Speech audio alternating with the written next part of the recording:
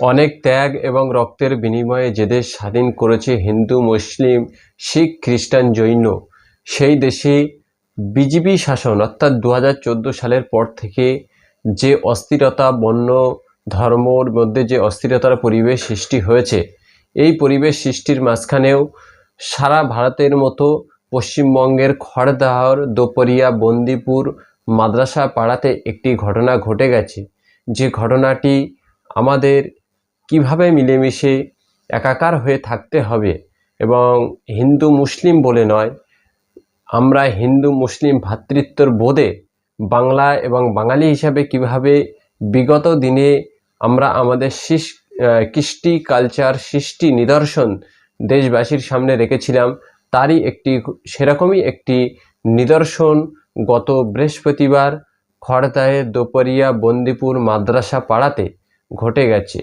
63 বছর বয়সী যতীন্দ্র গুহ, তিনি খড়দা স্টেশনে রিক্সা চালাতে, অত্যন্ত গরিব এবং বৃদ্ধ দুজন দম্পতি, স্বামী স্ত্রী, তারা বন্দিপুরে মাদ্রাসা পাড়াতে মুসলিম মহল্লার মধ্যে ভাড়া বাড়ি থাকতেন। 63 বছর বয়স।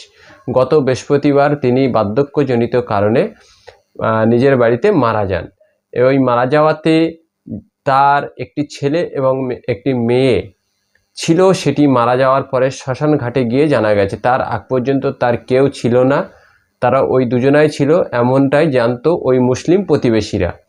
তিনি যখন মৃত্যুবরণ করেছে একজন মুসলিম মহল্লাতে, তখন প্রত্যেকটি মানুষের, সে হিন্দু হোক, মুসলিম হোক, খ্রিস্টান হোক, বৌদ্ধ, জৈন, যেই হোক না কেন, সংখ্যা গুরু পরিবেশের মধ্যে যখন কোনো অসহায় সংখ্যালঘু মানুষ বিপদে আপদে যে পরিবেশ পরিস্থিতি থাকুক না কেন, সংখ্যাগুরুরা তাকে সাহায্যের জন্য এগিয়ে আসবে। এটি হলো সুস্থ এবং সবল একটি সামাজিকতার নিদর্শন। সেই নিদর্শন হিসাবেই বন্দিপুরের ওই মুসলিম প্রতিবেশীরা ওই দম্পতির, যিনি যতীন গুহ 63 বছর বয়স মারা গেছেন, তাকে শেষকৃত্য করার জন্য তারা সমস্ত দায়িত্ব কাঁধে তুলে নেয়। এই ঘটনাটি বাংলা এবং বাঙালি হিসাবে অত্যন্ত গর্বের এবং অত্যন্ত একটি সুদৃঢ় পথের আভাস দিচ্ছে ভারতবাসীর জন্য, যেটা কিনা বিজেপির মূর্খ নেতারা আরএসএসের চক্রে পড়ে এ বাংলাকে, শান্ত বাংলাকে, ভ্রাতৃত্বের বাংলাকে অশান্ত করতে চাইছে। তাদের সামনে এই নিদর্শনটি অত্যন্ত কষ্টের এবং বেদনার। সেই বেদনার ভিতর থেকেই চলুন আমরা দেখে নেই ওই প্রতিবেশীরা এবং যিনি মারা গেছেন তার সহধর্মিণী অর্থাৎ তার স্ত্রী কি বলছেন, আমরা শুনে নেই। তারা খুব ভালো মানুষ, তারা যথেষ্ট ভালো, তারাই আমার আপনজন। আমার নিজের বলতে কেউ নেই, ওরাই আমার ছেলে মেয়ে, ওরাই সব আমার।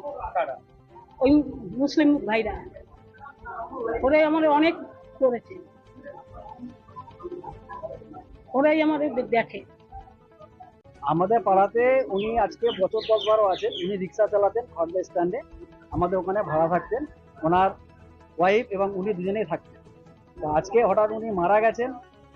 অসুস্থ ছিল, ওনার মারা যাওয়ার জন্য ওনার মানে পরিবারের থেকে আমরা কারোকে পাইনি। আমরা সবাই মুসলিম এবং মুসলিম পাড়াতেই উনি থাকতেন, ঠিক আছে। আমাদের হিন্দু মুসলিম বলে আমাদের কোনো ব্যাপার না। উনি মারা গেছেন, ওনাকে দাহ করতে হবে, যার জন্য আমরা সকাল থেকে সবাই উদ্যোগ নিয়েছি। উদ্যোগ নিয়ে আমরা এখানে খড়দা নাতুয়াল ঘাটে আমরা দাহ করতে নিয়ে এসেছি। আমাদের বাংলার মধ্যে হিন্দু মুসলিম সম্প্রীতি আছে এবং থাকবে, এটাকে কেউ ভাঙন ধরাতে পারবে না। আমরা যতক্ষণ আছি ততক্ষণ থাকবে। দেখুন, উনি তো আমাদের ওখানে 10-12 বছর ভাড়া থাকতেন কিন্তু আমাদের একটা এর মধ্যে হয়ে গেছে, পরিবারের মতো হয়ে গেছে। তো ওদের আমি কোনো রকম কোনো অডিশন পাই, আজকে ওদের দেখতে পাই। কোনো ছেলে আছেন সেটাও আমি জানতাম না, একটা মেয়ে আছেন সেটাও জানতাম না। পরে পেলাম, শ্মশানে এসে 3-4 জনকে পেলাম। আর শ্মশানে এসে দেখলাম ওনার ছেলে এসছে। তো ওনার ছেলেকে আমি জিজ্ঞেস করলাম, তুমি ছেলে? বলছে আমাদের যত করণীয় কাজ আমরা করেছি, এটা আমাদের কাজ, এটা আমাদের করতেই হবে। আমরা এই কাজ দীর্ঘদিন ধরে করে থাকি এবং করবো, আগামী দিনও করবো। কে হিন্দু, কে মুসলিম, কে জৈন, কে খ্রিস্টান, ওটা নিয়ে আমাদের কাছে কোনো ম্যাটার করে না। আমাদের কর্ম আমাদের করতে হবে, এটা আমাদের কর্ম আছে। আজকের দিনে দেখছি কেউ নাই, যার ফলে আমরাই পাশাপাশি বাস করে ওই কালেকশন পত্র করলাম। আমরা সব পাশাপাশি ভাই ভাই শ্মশানে শেষ দাহ করার জন্য অসাধারণ।